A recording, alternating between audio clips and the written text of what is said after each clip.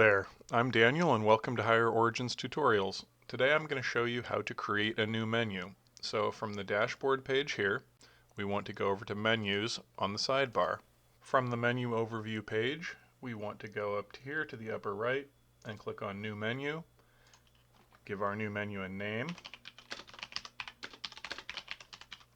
and give it a good description. And then we want to save it. This will take us to the menu for this menu, and we can start to add products by clicking here. So this pop-up will come up, and you can select from your current active products. So let's add this one, and if we want to change its price from its standard price for this menu, we can. So it's 15 bucks here. I think I want to make it 14. So let's add that to the menu. We can add a second one.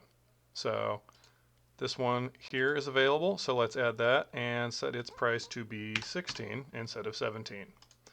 Boom, just like that, we've added 2 products. That's all the products I have for now, so this will be our complete menu.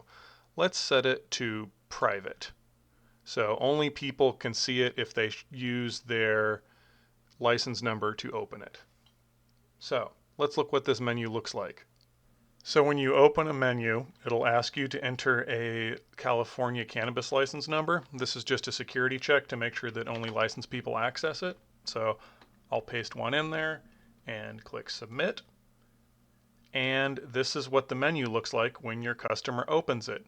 So they can sort by different types. Obviously we only have 2 types in this menu, so there's not much to sort. Customers can click into menu items and see more information about it, as well as place an order right here directly from the menu.